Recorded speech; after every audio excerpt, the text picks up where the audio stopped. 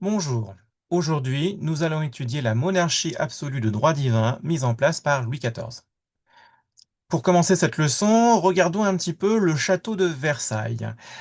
Celui-ci a été construit par Louis XIV pour montrer justement sa façon de gouverner.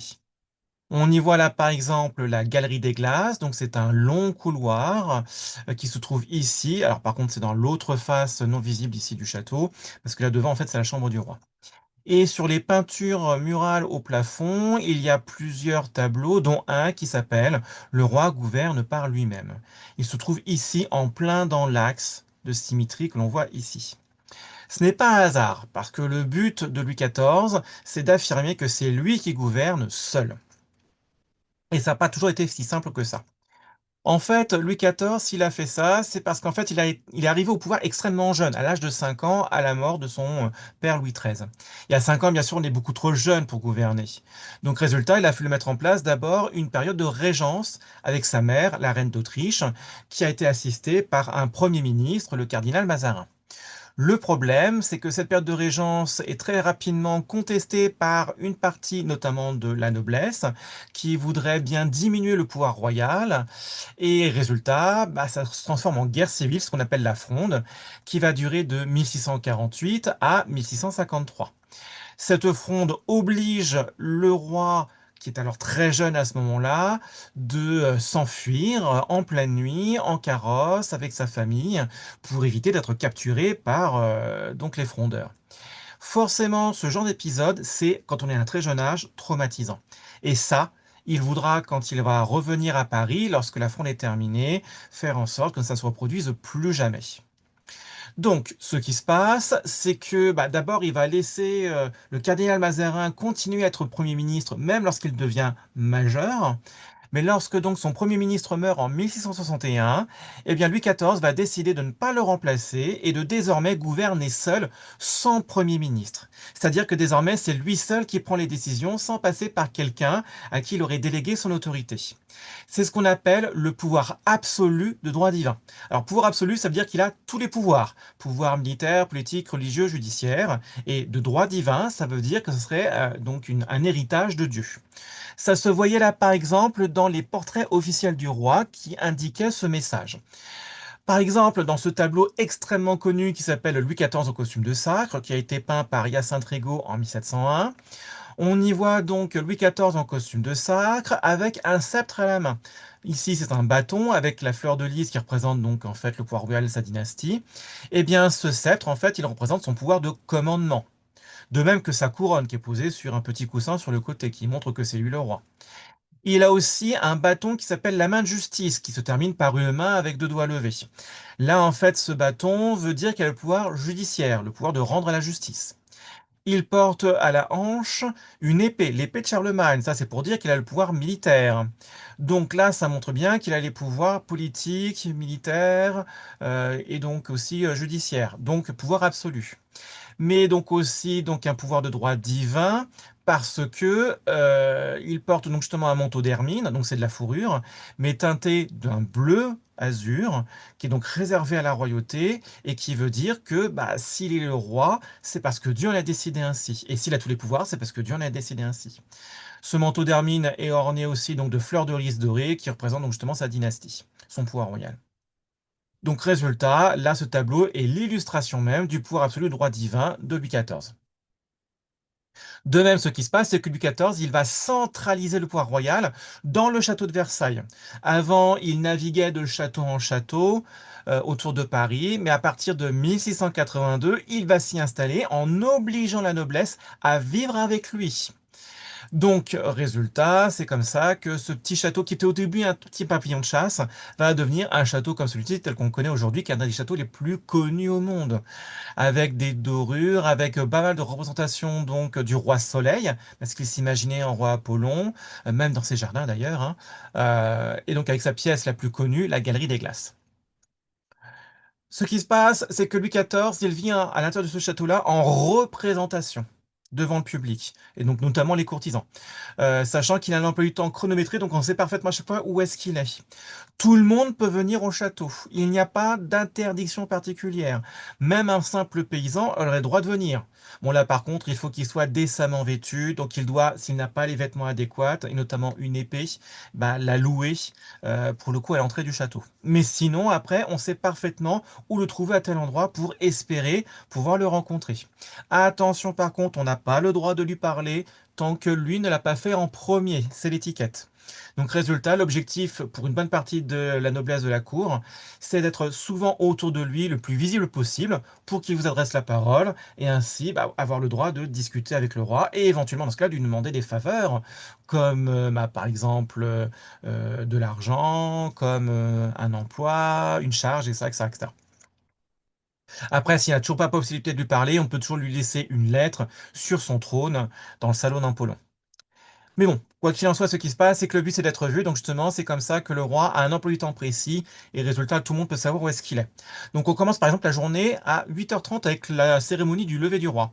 Oui, même le lever du roi, le fait qu'il se réveille et sorte de son lit, se fait devant les courtisans. Alors, au début, ce ne sont que les personnes proches, autrement dit les membres de sa famille, qui peuvent assister au début de la cérémonie, où il sort du lit. Mais après, au fur et à mesure donc de la cérémonie, eh bien, de plus en plus de personnes peuvent rentrer pour le voir se raser, le voir se coiffer, mettre sa perruque. Vous avez même des personnes qui sont désignées, et c'est un grand privilège, pour l'aider à mettre sa chaussure, l'aider à mettre son épée, l'aider à mettre son chapeau. Et ça peut varier effectivement régulièrement tous les jours. Donc c'est un grand honneur et le but justement des gens, c'est ça, c'est pouvoir approcher le roi pour lui mettre, dans ce cas-là, pour le coup, l'aider à s'habiller. Donc les mettre justement par exemple son chapeau, son épée.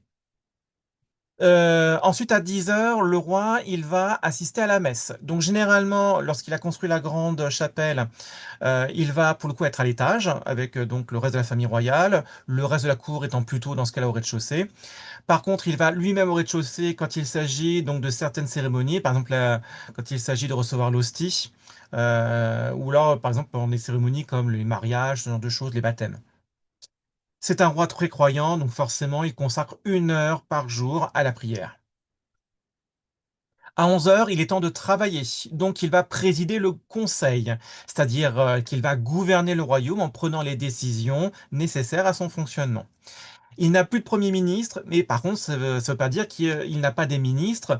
En fait, ces personnes-là sont chargées de l'aider à le conseiller à prendre les bonnes décisions. Il les écoute et puis après, il juge en lui-même ce qu'il va faire ou pas en prenant lui-même ses décisions. Par exemple, parmi ces décisions prises en conseil, eh bien, Louis XIV va par exemple lever énormément d'impôts, toujours de plus en plus pendant son, son règne, parce que il faut financer les guerres. C'est un roi qui va beaucoup faire la guerre pour conquérir de nombreux territoires dans le nord et l'est de la France. Son objectif, en fait, c'est d'essayer de faire des frontières naturelles vers les fleuves. Il va financer aussi la construction de nombreuses forteresses qu'on appelle des citadelles, les citadelles de Vauban, que ce soit effectivement donc du côté des frontières terrestres ou des frontières littorales.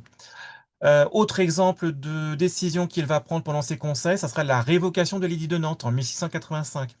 Rappelez-vous, l'édit de Nantes, c'était la loi de Henri IV qui disait qu'il devait y avoir la tolérance et la liberté religieuse au sein du royaume de France entre catholiques et protestants.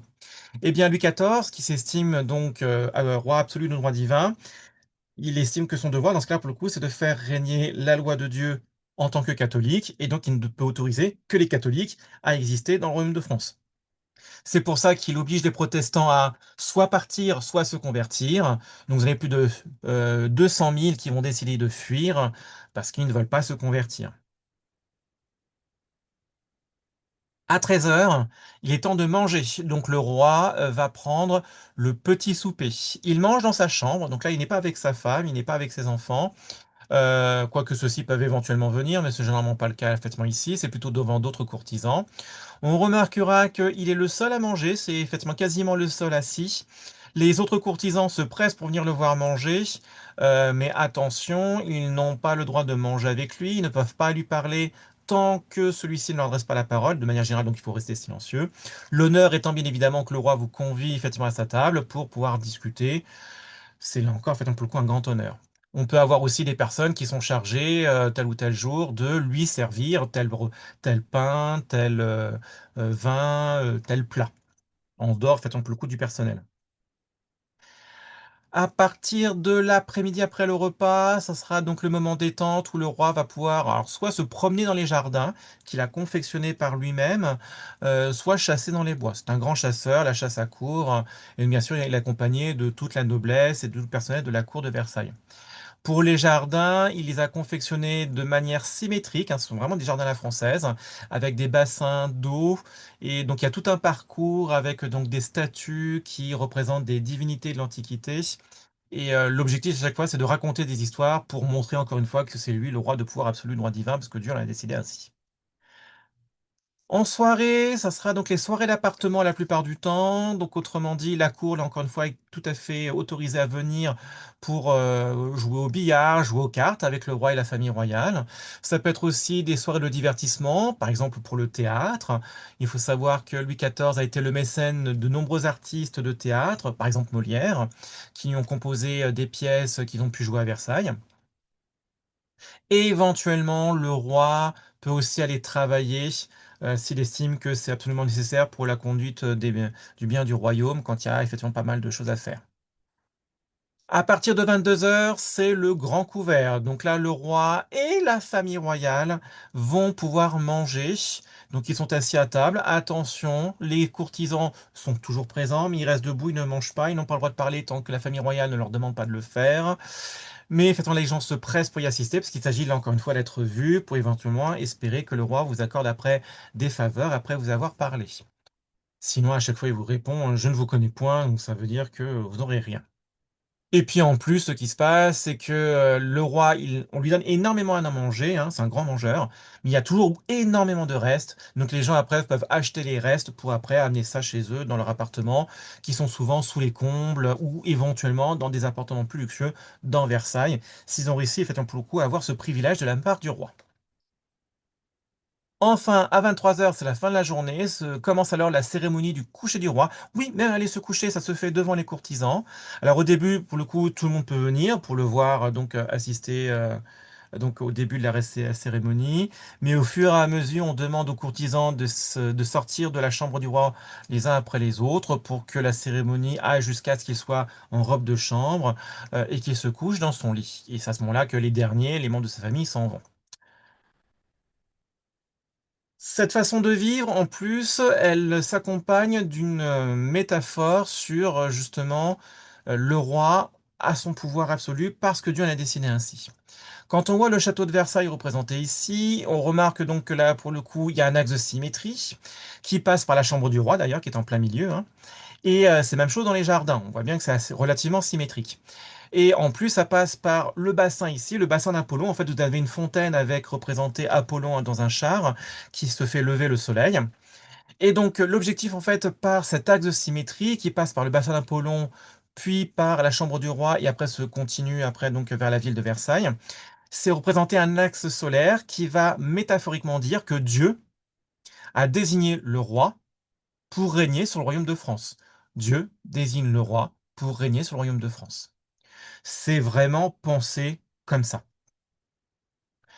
Quoi qu'il en soit, ce qui se passe, c'est que fixer la cour à Versailles illustre l'autorité du roi sur la noblesse, car la noblesse, pour obtenir des privilèges, pour obtenir des faveurs, pour le coup, elle est obligée d'être à Versailles pour être vue, sinon le roi vous répond, je ne vous connais point. Et pour être vu du roi, non seulement faut être présent, mais mieux vaut se démarquer. Donc les gens dépensent des fortunes, notamment en vêtements, en perruques, notamment pour suivre la mode qui est lancée par le roi. Et donc, résultat, la noblesse est toujours à Versailles. Elle est très surveillée pour le coup par le roi.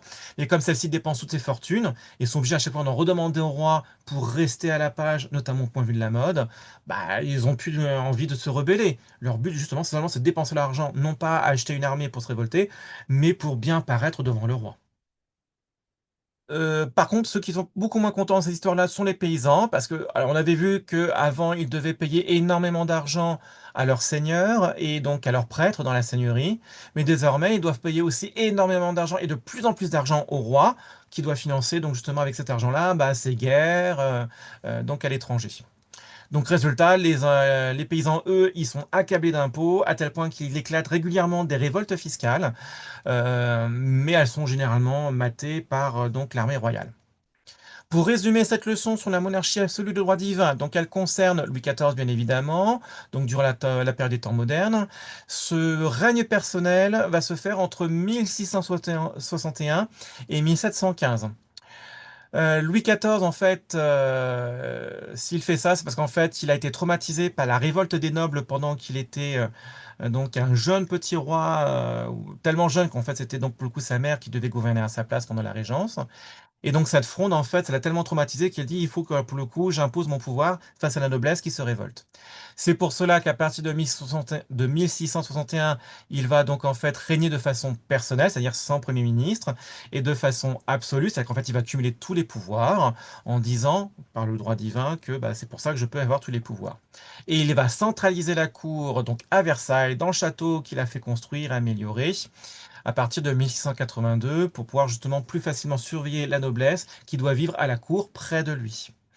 Les conséquences, ça va être pour le coup, notamment dans les décisions qu'il va prendre en conseil, la création de pas mal d'impôts pour financer ses guerres et ses conquêtes, la révocation de l'édit de Nantes qui, pour le coup, oblige pas mal de protestants à fuir la France parce qu'ils n'ont plus la liberté et la tolérance religieuse. Et puis il va soutenir pas mal donc d'artistes pour, en ce cas donc comme un mécène, accroître sa gloire et sa légitimité au pouvoir, notamment avec des artistes comme Molière, Les Jardins à la française, l'art classique et donc justement ce qui a été fait à Versailles par exemple. Pour voir si vous avez compris cette leçon, merci donc d'essayer de répondre à ces 6 flashcards de questions-réponses. Mettez la vidéo en pause, le temps d'y répondre, et relancez la vidéo pour voir la correction. Allez, mettez en pause. Ok, donc là on imagine que vous avez fait les questions, vous voulez voir la correction. Eh bien c'est parti, voici la correction. Si jamais tout n'est pas bon, n'hésitez pas à corriger vos réponses bien évidemment avant de mettre fin à cette vidéo. Et pour les autres, eh bien bravo. Et en tout cas, je vous dis à tous, à la prochaine.